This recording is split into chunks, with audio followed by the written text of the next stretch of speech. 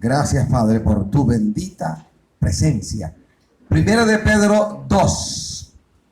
Primera de Pedro, capítulo 2, versículos 9 y 10. Voy a leer esta porción de la palabra, este pasaje bíblico, invocando el nombre del Padre, del Hijo y del Espíritu Santo. Mas vosotros sois linaje escogido, real sacerdocio, nación santa, pueblo adquirido por Dios, para que anunciéis las virtudes de aquel que os llamó de las tinieblas a su luz admirable. Vosotros, que en otro tiempo no erais pueblo, pero que ahora sois pueblo de Dios, que en otro tiempo no habíais alcanzado misericordia, pero ahora habéis alcanzado misericordia. Se pueden sentar bien, hermanos. Hoy vamos a hablar del sacerdocio, del sacerdote. El libro de Hebreos nos enseña de una manera sencilla, pero a la vez profunda, que en cuanto a Dios se refiere, todo el nacido de nuevo, hombre o mujer, sin importar lengua, nación, linaje, es sacerdote en cuanto a Dios se refiere. No en cuanto al orden humano, sino en cuanto a Dios se refiere. La palabra en griego bíblico para sacerdote es hiereus, J-I-E-R-E-U-S. Esa es la transliteración del término en hebreo, en griego bíblico. Literalmente, ¿qué significa hiereus? El que ofrece sacrificio y tiene a su cargo lo que con ello se relaciona. Pues bien, todos los creyentes que proceden del judaísmo, todos los creyentes que proceden de los gentiles, todos somos un reino de sacerdotes, sin excepción. Somos un reino de sacerdotes. Apocalipsis 1:6 dice: y nos hizo reyes y sacerdotes para Dios su Padre. A él sea la gloria y el imperio por los siglos de los siglos. Amén. Se nos llama sacerdocio santo.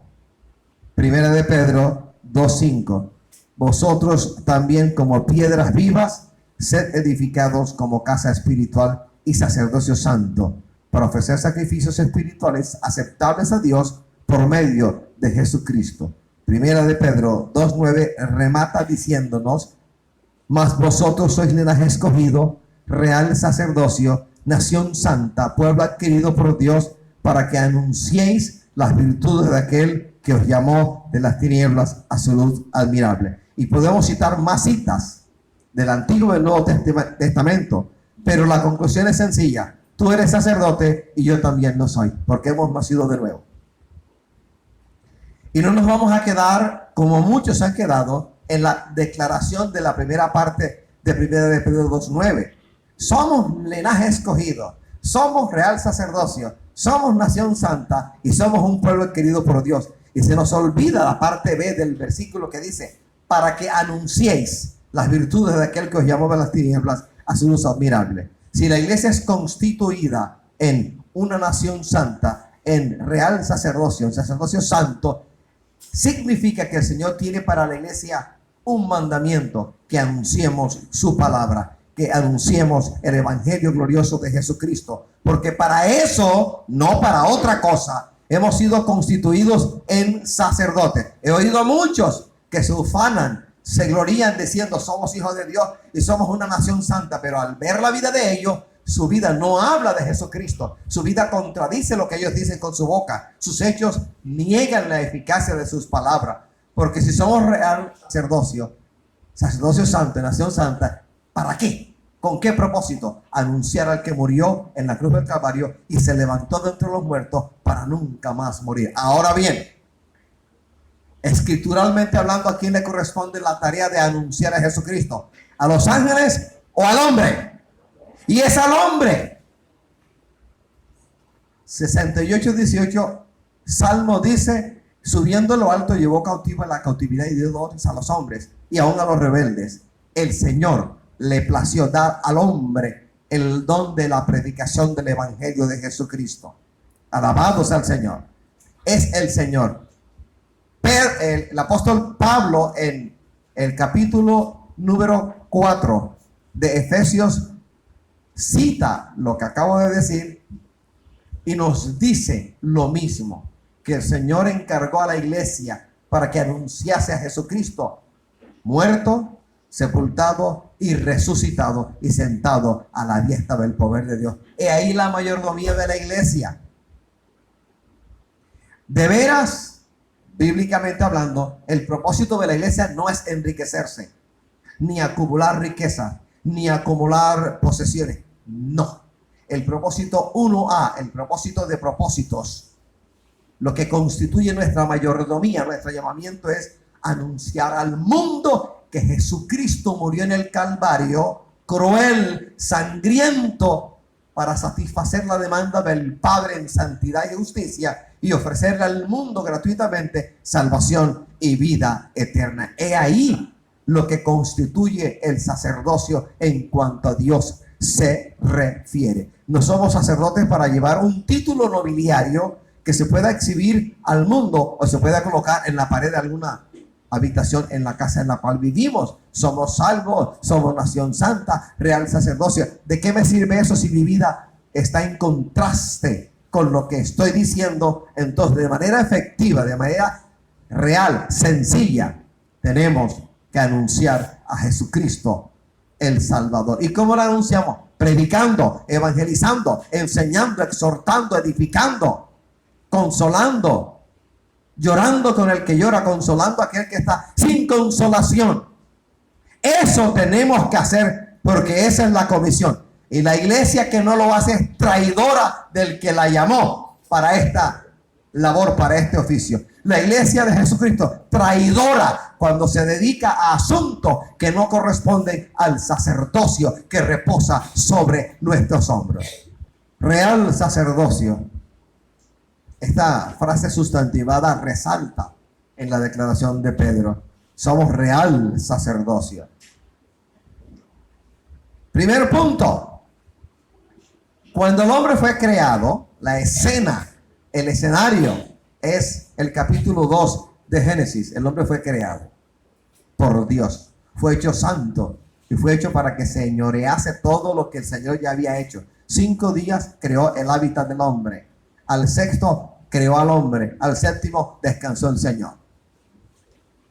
En el jardín del Edén, el hombre respetaba a Dios. El hombre reverenciaba a Dios. El hombre le servía a Dios. El hombre hablaba con Dios y Dios hablaba con el hombre. Lo que algunos en el Instituto Bíblico llaman dispensación de la inocencia, porque aún no se había cometido el pecado. La religión, el mundo habla mucho de religión. Y me gusta la forma como Santiago aborda el tema de la religión. Había mucha discusión en la iglesia en Jerusalén. Ahí estaba Santiago, una columna, y habla de que la verdadera religión en qué consiste. Él no da ninguna definición. Santiago es muy práctico, muy real, con los pies en la tierra. No da ninguna definición de lo que es religión. Sencillamente le dice a los religiosos de su época que la verdadera religión consistía en asistir a quienes, a las viudas, a los huérfanos y abstenerse de todo pecado en el mundo. En pocas palabras, eres religioso, cumple el mandamiento del Señor, que para eso el Espíritu Santo ha sido enviado a tu vida, para sustentarte, para que en el poder de Él puedas hacer lo que el Señor demanda de ti. Así que en el huerto de la delicia o Edén, antes del pecado, no había necesidad de ninguna religión, porque el hombre no tenía que volverse a ligar, volverse a relacionar con Dios, porque no había infringido la ley. Por lo tanto, la amistad, la coinonía, la relación, la comunicación entre Dios y el hombre era real, constante. Cuando hablamos de religión, estamos hablando del hombre pecador. La palabra realmente es de origen latino, religare. Para algunos está formada de dos partículas, re, volver, y ligar, atar, unir. Es decir, cuando hablamos de religión estamos hablando de algo que de una u otra manera haga posible que el hombre se relacione una vez más con el Señor, el pecador con el Dios Todopoderoso. Es decir, lo que reúne al hombre con Dios es este sistema llamado religioso, que ha pasado por una cantidad de estadios y de fases, y todavía hay gente que habla de religión. De hecho, cuando uno es abordado, dice: ¿qué religión eres tú?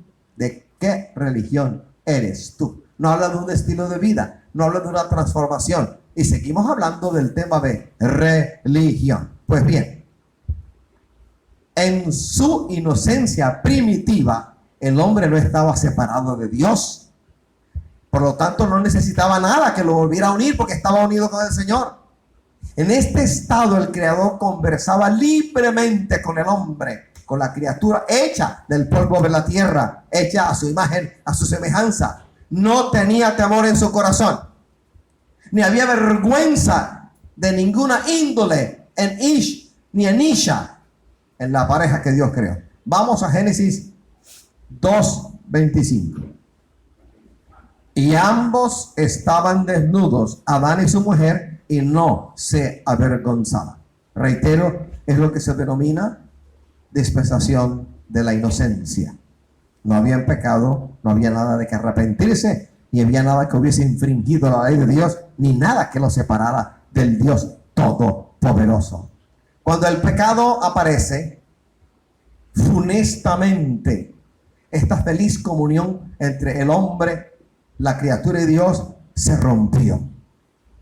Cuando el hombre y la mujer pecaron, la primera acción que ejecutaron fue: se escondieron de la presencia de Jehová Dios entre los árboles del huerto. Evidentemente, el hecho de haber pecado, infringido la ley de Dios, la palabra que se les dio, hizo posible que en ellos se produjera un cambio. El cambio producido en la naturaleza de ellos ha pasado a toda la humanidad. Es lo que de una u otra manera el Nuevo Testamento llama pecado original, naturaleza pecaminosa, carne. Eso lo heredamos. Todo hombre y toda mujer han heredado este cambio que se produjo en la naturaleza de Ish y en la naturaleza de Isha. Ese cambio ha pasado a todos nosotros. Así que todo ser humano, evangélico o no, es por naturaleza pecador, malo y medio. Aquí no se salva nadie. Y lo único bueno que en nosotros hay es la presencia sin igual del poder de Dios a través de la persona del Espíritu Santo. Lo que Él ha colocado en nosotros, lo que Él ha puesto en nosotros, la semilla sembrada en nosotros, eso no peca. Y aun cuando nosotros somos templos del Espíritu Santo, si nos deslizamos, es posible que pequemos, pero lo que Dios ha colocado en nosotros, lo que es de Dios en nosotros, eso no peca. Pecamos nosotros cuando decidimos hacer lo malo delante de lo bueno. Ahí pecamos nosotros. Cuando Dios llamó al hombre después de haber pecado, la respuesta del hombre, ¿cuál fue? Oí tu voz en el huerto y tuve miedo porque estaba desnudo y me escondí. ¿Qué veo yo aquí?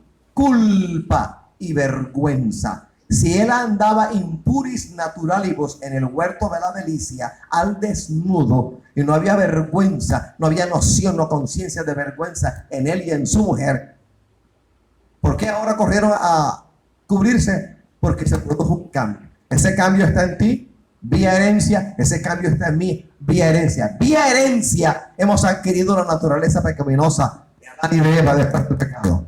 Vía adopción hemos adquirido, hemos sido adoptados hijos de Dios, por lo cual podemos decir Abba, Padre. A través de Cristo, nuestra naturaleza ha sido santificada, tal cual lo emplea en el capítulo 7 el apóstol Pablo. En nosotros hay una naturaleza. Él lo llama una ley que está en mis miembros, y se refiere a lo que tú y yo hemos heredado, lo que hemos recibido vía herencia de nuestros padres, ellos de sus padres, y así hasta remontarnos a Ish y a Isha después del pecado.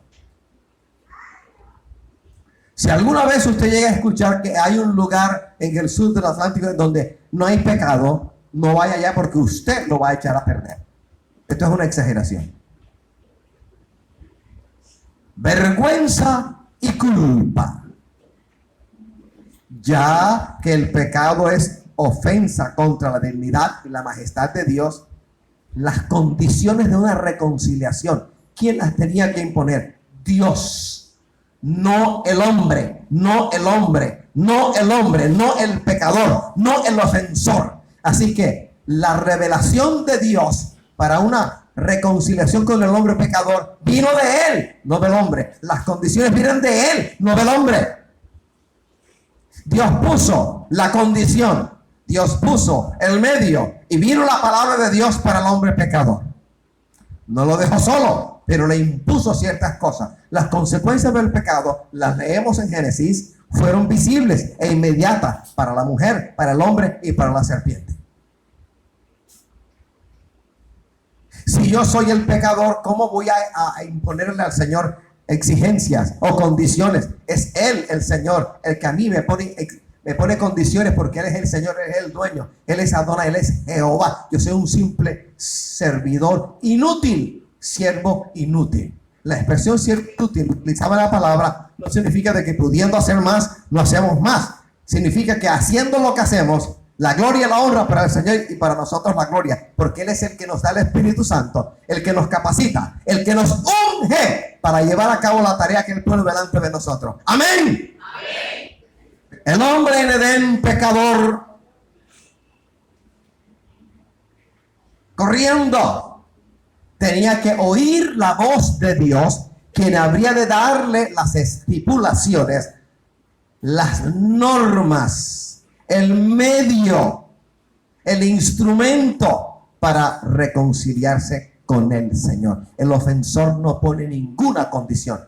Las condiciones son impuestas a Él. Ahí nace religión. Ahí nace el sacerdocio. Entonces, eso que la gente común y corriente denomina religión es aquello que ha de reconciliar al pecador, al ofensor, al culpable con el Dios todopoderoso. ¿Se acuerda que usted era ofensor? ¿Lo recuerdas? Que la vida tuya hablaba a gritos de que en ti había un grande mal e ibas camino al infierno, y el Señor metió la mano y en tiempo aceptable y en día de salvación de ti tuvo misericordia, de mí tuvo misericordia, y envió a su Espíritu a tratar con nuestra naturaleza pecaminosa, con nuestra dureza de corazón, con nuestra altivez, arrogancia, orgullo. Nos arrinconó, nos redarguyó de pecado, nos convenció de pecado. 16:8, capítulo del libro de Juan. Nos convenció de pecado, nos convenció de pecado. Le buscamos, yo no le busqué, me buscó, amén, Él me buscó. ¿Le buscaste tú?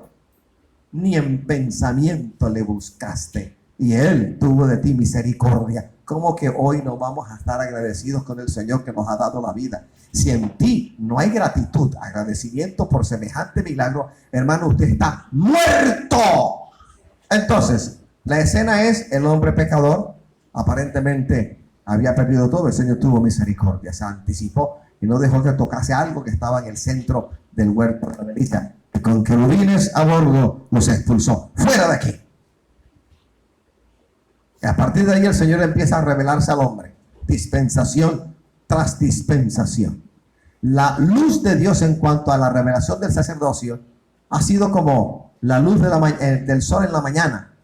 Temprano en la mañana apenas si hay luz, y el tiempo va pasando hasta cuando el sol llega a su cenit, al mediodía. Así ha sido la revelación de Dios en cuanto al sacerdocio se refiere al hombre. Así, de menor a mayor, hasta la última y más grande de todas las revelaciones, Jesucristo el Señor, tal cual dice Hebreos capítulo 1 en los primeros 3 versículos. Esto se llama revelación. El sistema religioso que reúne al hombre con Dios debe ser una revelación. Debe haber venido de la mente de Dios, no de la mente calenturienta de hombre, que para eso no sirve. Así que el proceso gradual de la revelación del sacerdocio nos ha alcanzado hasta estos tiempos. Hoy la Biblia me declara, hoy el Espíritu corrobora que en cuanto a Dios se refiere, yo soy sacerdote del Dios Altísimo. Capítulo 5 del libro de Hebreos. La alborada del sacerdocio. Moisés, bueno, en el Pentateuco no se menciona la institución del sacerdocio, del sacrificio relacionado en la historia de la humanidad. Aparece Abel, el primero a quien se le reconoce como el que ofreció un sacrificio de sangre al Dios Todopoderoso. Aún así, quizá haya una pequeña insinuación, sugerencia de que Dios enseñó a Adán y a Eva a matar animales para sacrificarlos. Vamos a Génesis 3:21. Y Jehová Dios hizo al hombre y a la mujer túnicas de pieles. ¿De dónde salieron las pieles? Y los vistió. Génesis 9:3, ¿qué dice? Todo lo que se mueve y vive será para mantenimiento, así como las legumbres y plantas verdes, su provea todo. Sin embargo, hermano, hay una división de animales allí en Génesis. Categorías de animales: animales limpios, animales inmundos. Eso lo leemos en Génesis 7:2. Esta división está basada en el uso de sacrificios de animales, como se infiere en Génesis 8:20. ¿Quién me lee Génesis 8:20? Por favor.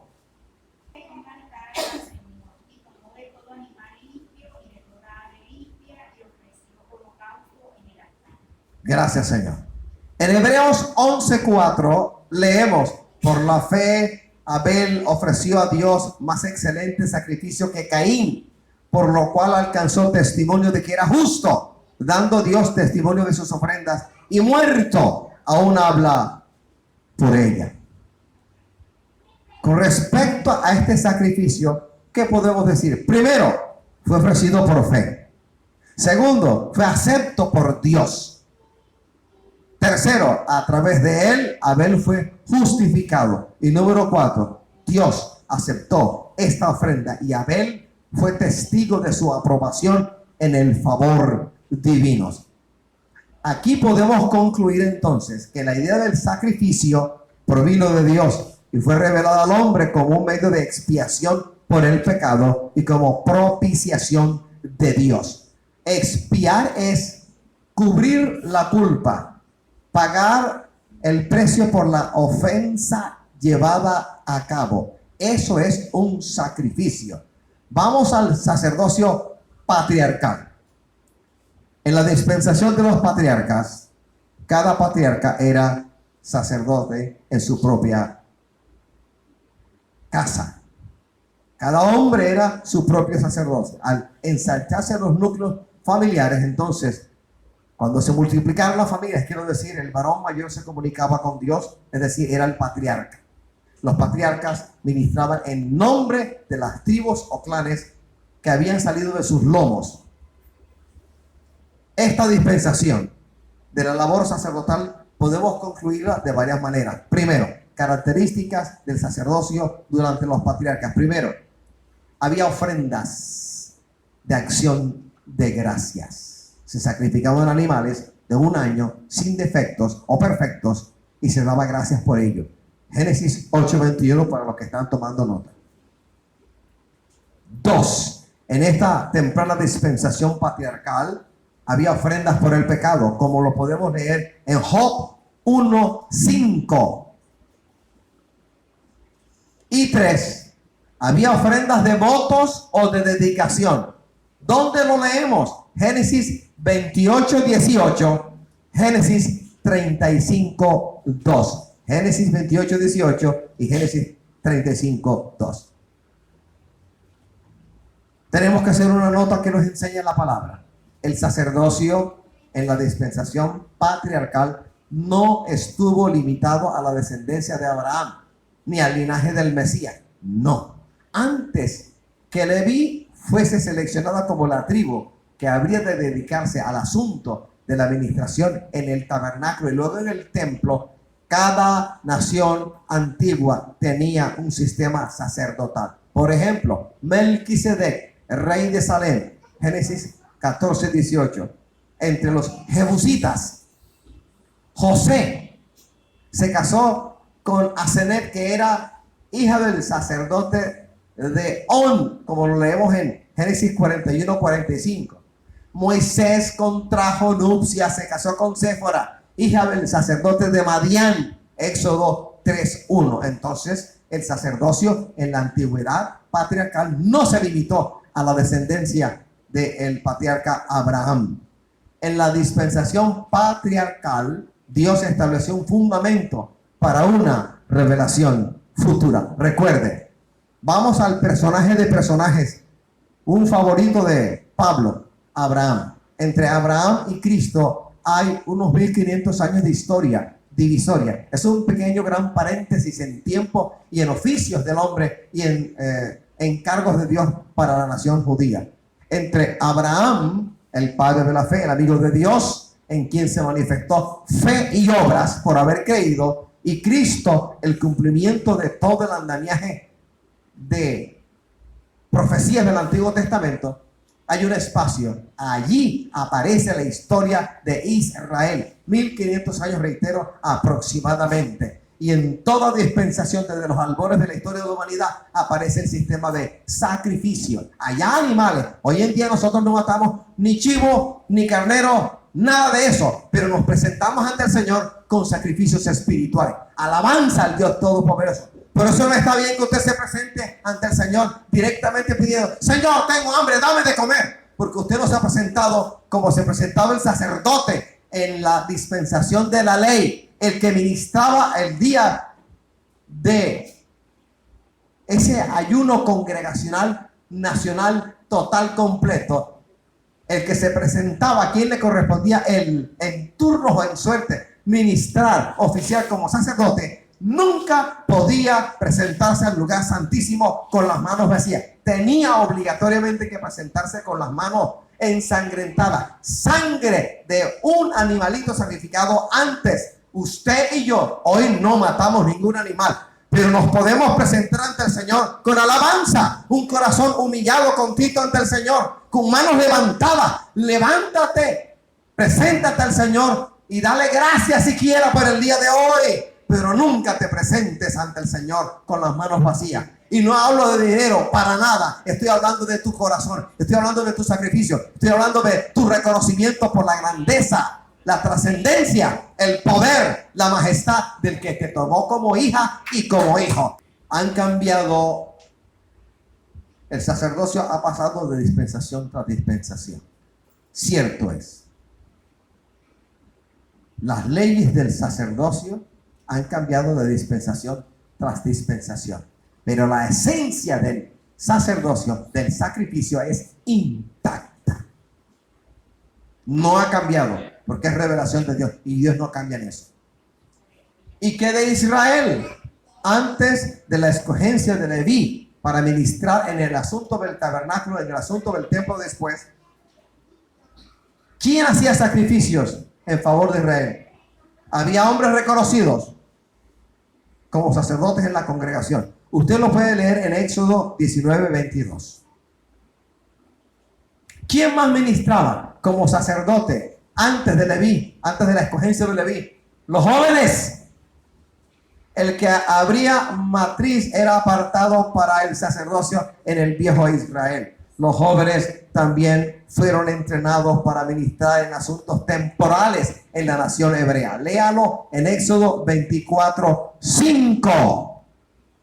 Alabados al Señor. Vamos a leer un pasaje paralelo a Éxodo 24:5. La presencia de jóvenes ministrando. Vamos a Hechos 5. Hechos 5. 5. Ananías y Zafira. Iglesia primitiva.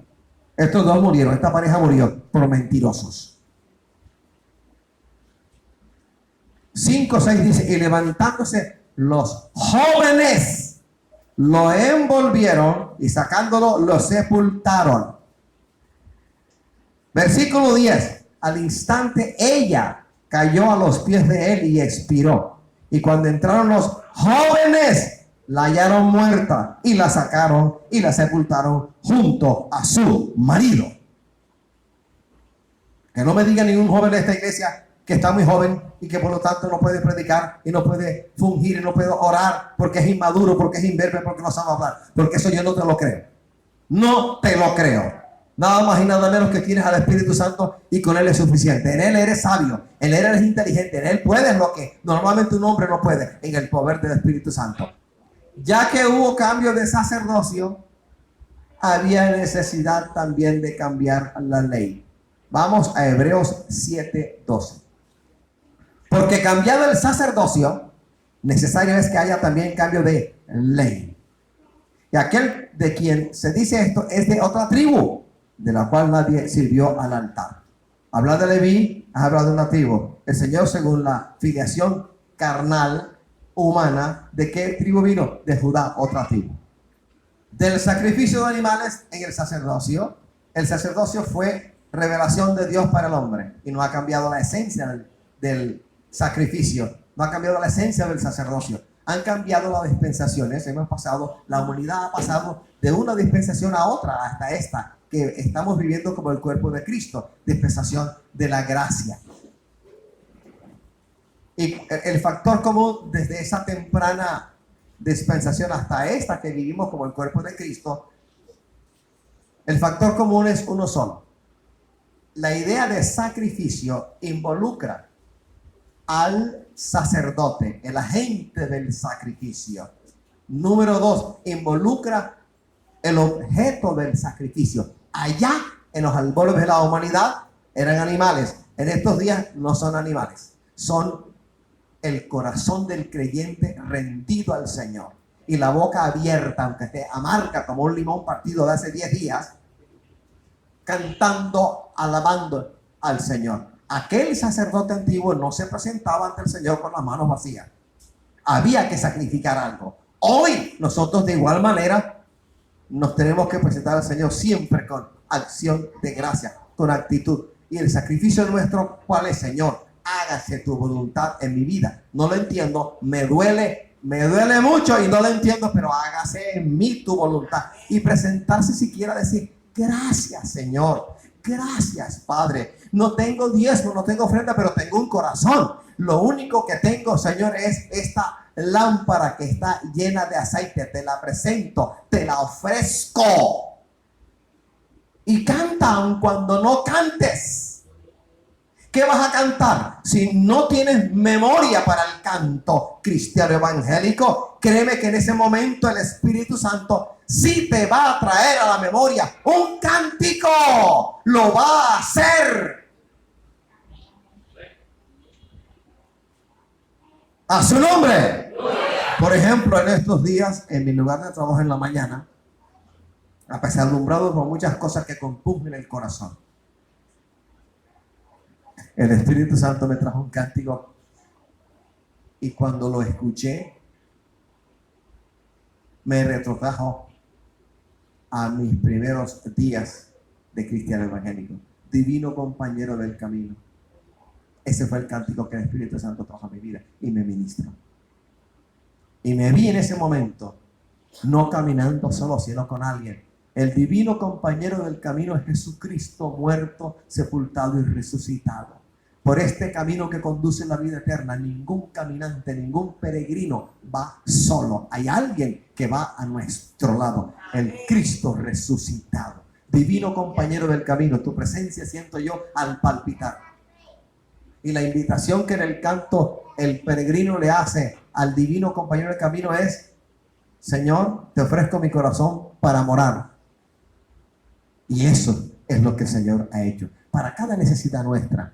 En cada necesidad nuestra, recuerde, usted es un sacerdote y el sacerdote presenta sacrificios. Entonces, estoy hablando de 3 elementos. Mencioné uno, el agente del sacrificio, el sacerdote, tú y yo. Número 2, lo que sacrificamos, ya no animales, sino canto y nuestra propia vida. Y número 3, el altar.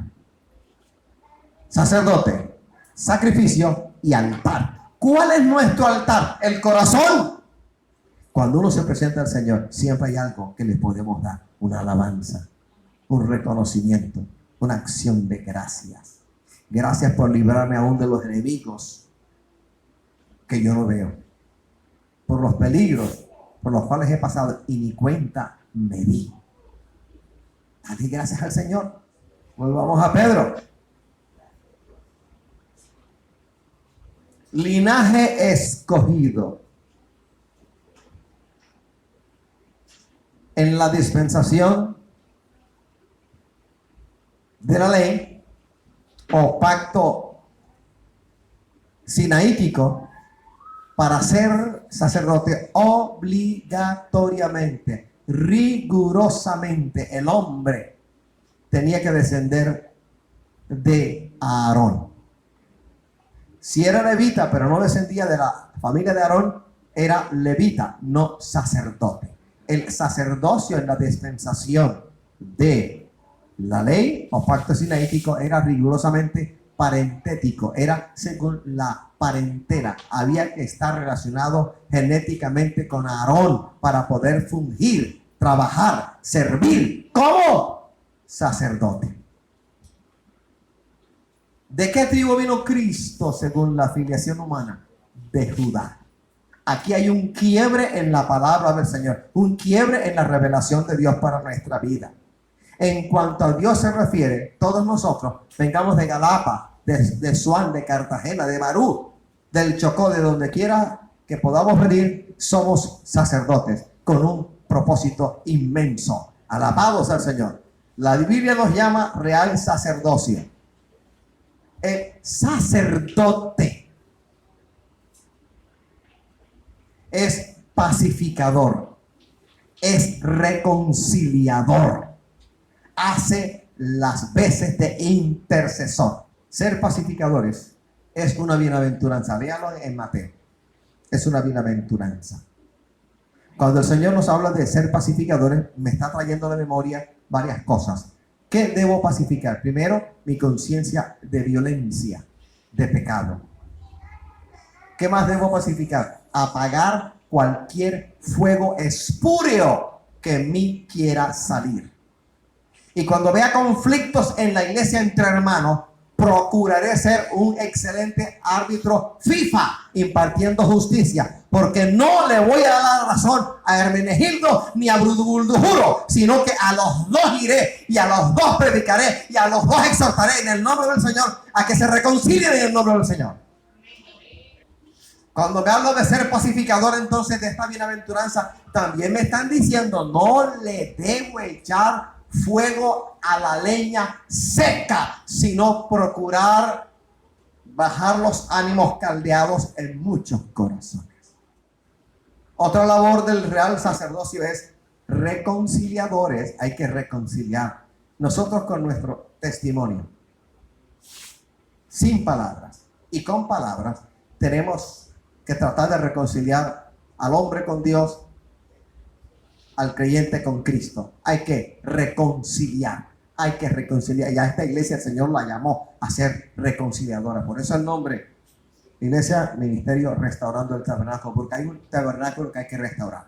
En Barranquilla hay muchos pastores, muchos ministros, donde el tabernáculo mal hecho, revuelto, caído. Hay que hacer en muchas vidas lo que Elías hizo antes de pedir fuego, antes de desafiar por mandato de Dios a los 400 sacerdotes de Baal.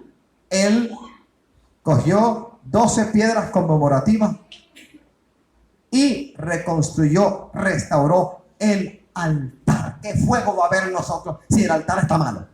Entonces, cuando hablo del tabernáculo, me refiero a cada uno de nosotros. Me refiero a la familia y por ende a la iglesia y por extensión a toda Barranquilla. Así, de pequeño a grande, de menor a mayor, nosotros mismos, nuestro grupo familiar, la iglesia de la cual somos miembros y la ciudad en la cual vivimos. El antiguo sacerdote, por ejemplo, Job oraba. Él presentaba sacrificios sin necesidad de ver nada. Él hablaba de sus hijos. A lo mejor han pecado contra ti, mi Señor. Y presentaba sacrificio a favor de sus hijos. ¿Qué estaba haciendo Job? Velando como sacerdote por su familia. Y cada uno de nosotros tiene que hacer lo mismo por la familia. Velando por la familia, orando por la familia, clamando por la familia. A veces uno cierra la boca, no habla nada, no dice nada, porque es mejor cerrar la boca que decir algo que vaya a ofender a alguien. Aun cuando tengamos razón y ellos no se trata de ganar en una disputa verbal. No, Señor, se trata de que la paz de Jesucristo reine en la casa de uno.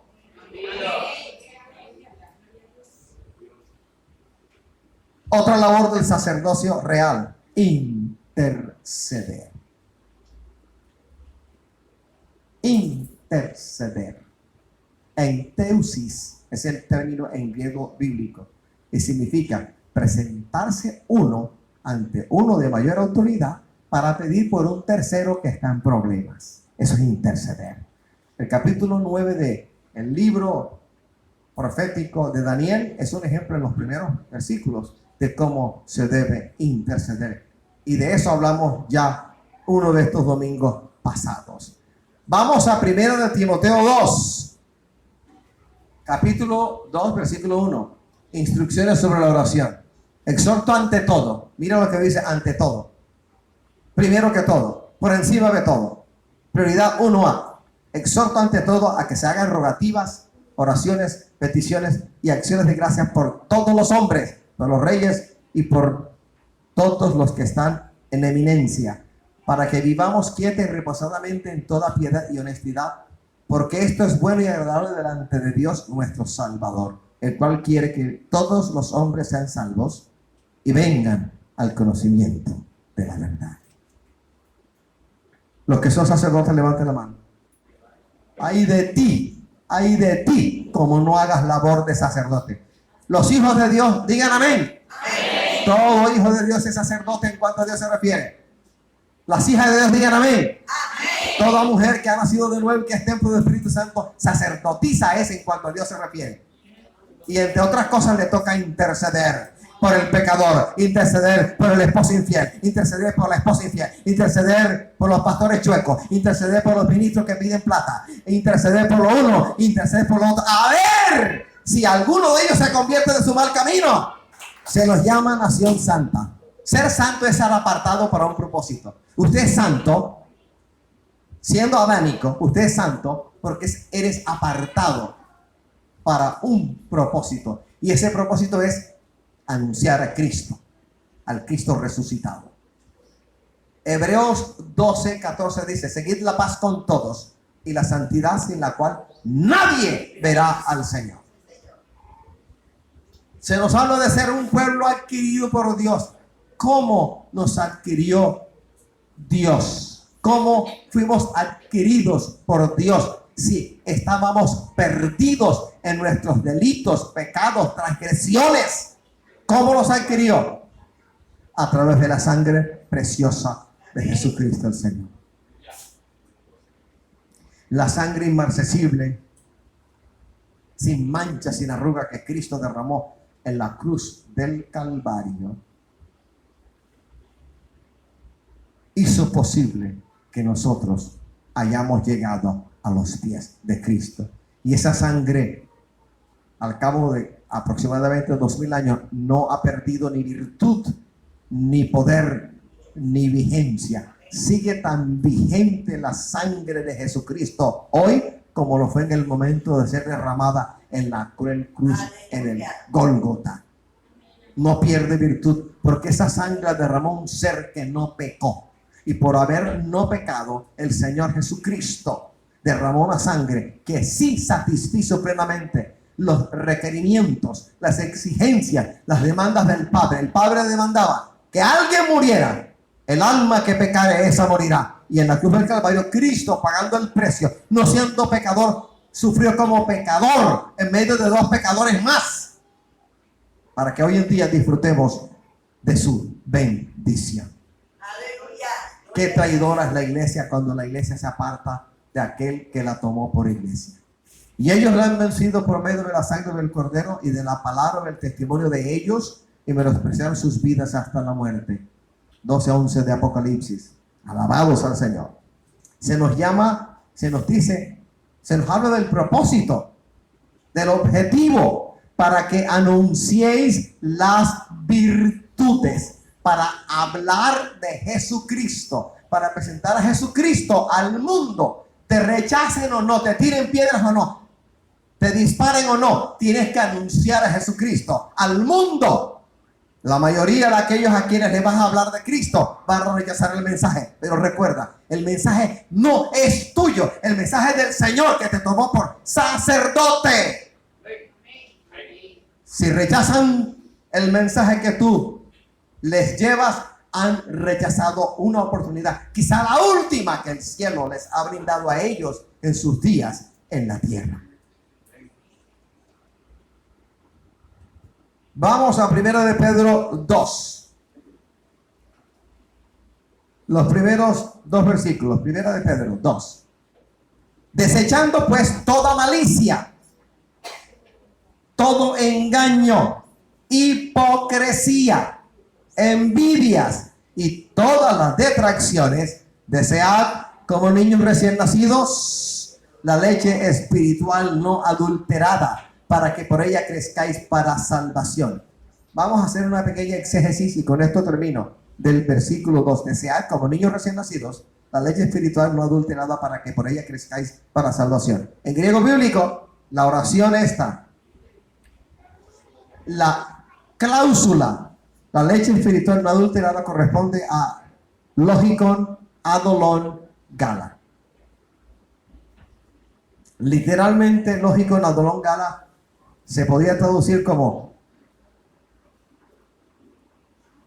la leche sin dolo de la palabra, la leche sin adulteración de la palabra.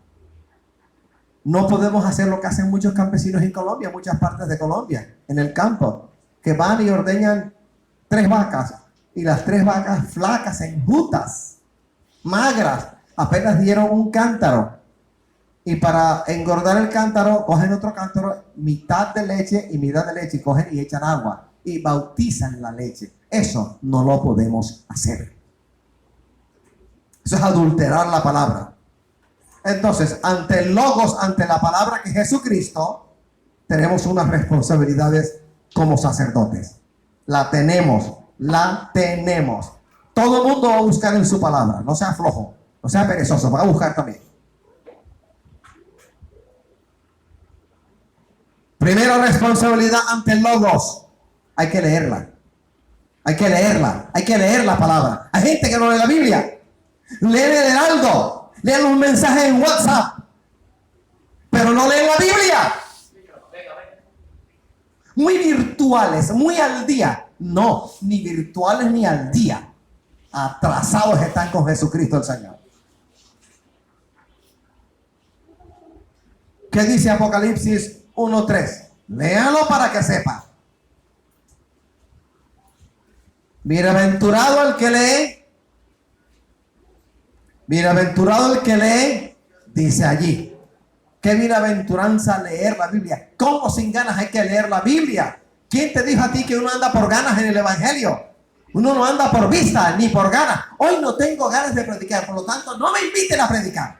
Uno le toca ir a predicar como sin ganas. Las ganas llegarán cuando les dé la gana. Entre tanto que llegan las ganas, si es que llegan, hay que predicar y predicar y predicar y predicar y detenerse para predicar y predicar y predicar. ¡A su nombre! Alabanza al Señor. Segunda responsabilidad tuya como sacerdote ante el logos.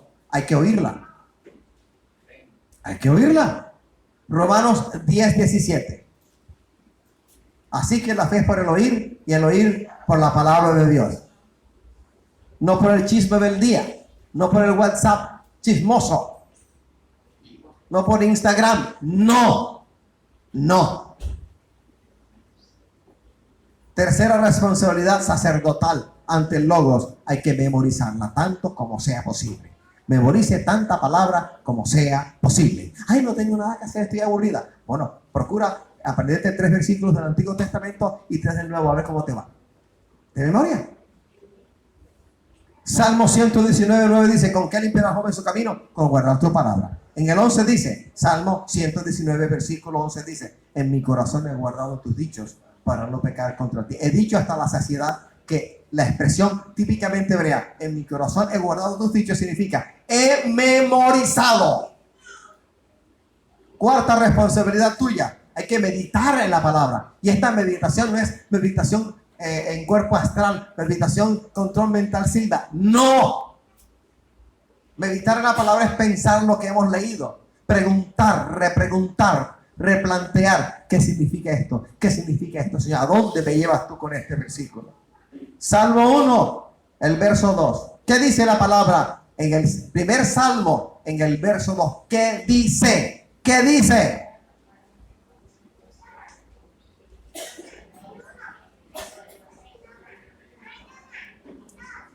La delicia está en quién? Y en ella medita de día y noche. Quinta responsabilidad del sacerdote. Hay que estudiarla. Hechos 17:1. Estudiar, escudriñar, hacer lo que la gallina con pollito hace en el patio, en la cual usted la escucha cacarear y las patas inquietas, quitando y quitando a ver qué encuentra debajo de las piedras. Eso se llama escarbar, eso se llama escudriñar, ir profundo, estudiar la Biblia. 17:11, ¿qué dice? Y estos eran más nobles que los de Tesalónica. Siga leyendo.